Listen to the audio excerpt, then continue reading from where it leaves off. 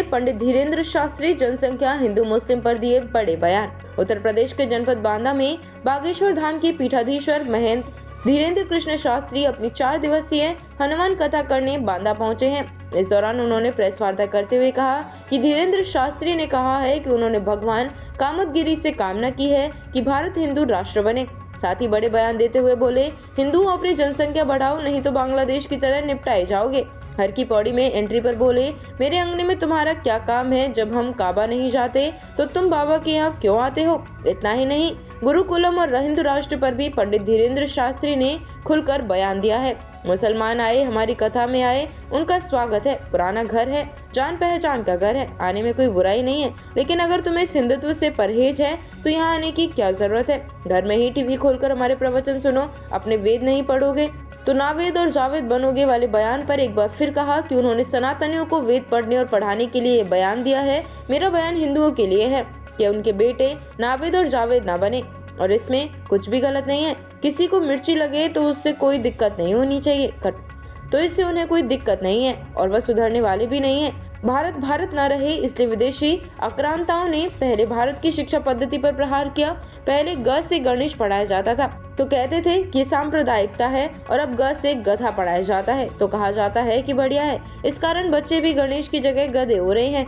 भारत में सेक्युलरिज्म का कीड़ा काट रहा है। देश को बर्बाद उन्हीं लोगों ने किया है जिन्हें गुरु कलम पद्धति से दिक्कत है। जनसंख्या को लेकर के पंडित धीरेन्द्र शास्त्री का बयान, सरकार कहती है कि 2 बच्चे ही अच्छे, तो फिर चाचे के 30-30 क्यों बच्चे? हम यही कहेंगे कि हिंदुओं अपनी जनसंख्या बढ़ाओ और कम से कम 4-4 बच्चे पैदा करो। हम हिंदुओं से यही कहेंगे कि अपने बच्चों की जल जंगल जमीन बचाना है तो अपनी जनसंख्या बढ़ाना है। जनसंख्या हिंदू बढ़ाएंगे तभी हिंदू बच्चे रहेंगे, नहीं एक एक करके निपटाए जाएंगे। जो बांग्लादेश में हो रहा है वही भारत में होगा।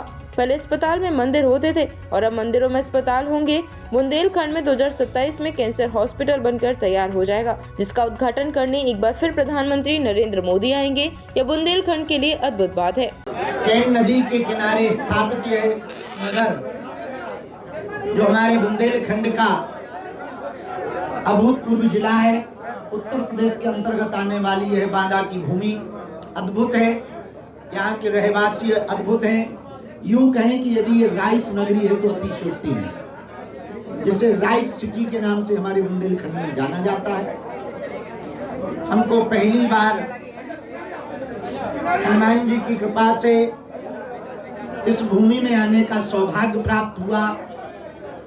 हमारे अति प्रिय और हनुमान जी के कृपा भाज्य सनातन के प्रति अपनी निष्ठा रखने वाले श्री प्रवीण सिंह जी के द्वारा आज से 5 दिन तक प्रतिदिन दोपहर 2 बजे से 5 बजे तक हनुमान चालीसा पर आधारित कथा क्रम कहा जाएगा।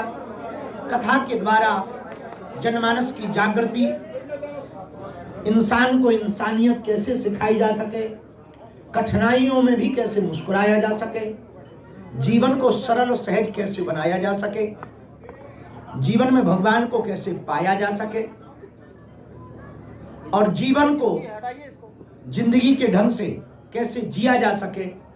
इस हेतु यह 5 दिवसीय हनुमान जी का चरित्र, जिन हनुमान जी के अंदर मल्टी टैलेंट है, जो अद्भुत हैं, ज्ञानवान भी हैं, गुणवान भी हैं, विद्यावान भी हैं, बलवान भी हैं, ऐसे हनुमान जी का चरित्र आपकी भूमि बांदा पर आज से प्रारंभ हो रहा।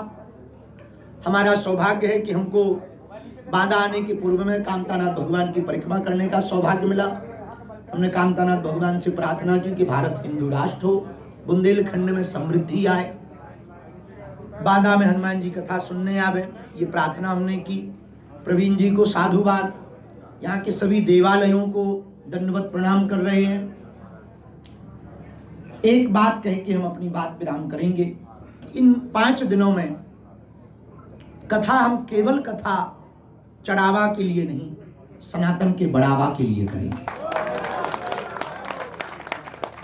इन 5 दिनों की जो हमारी कथा होगी बांदा में, माध्यम हमारे जरूर प्रवीण जी बने हैं, और इस जिले में हम जितने भी हमारे सनातन को मानने वाले, हिंदुत्व को मानने वाले लोग हैं, हम ऐसा बीज बो करके जाने की कोशिश करेंगे कि कई पीढ़ियां, कई सदियां और कई लोग, हजारों हजारों लोग उनके पीछे पड़ जाएं, ना वो धर्मांतरण कर पाएंगे, ना वो मतांतरण कर पाएंगे।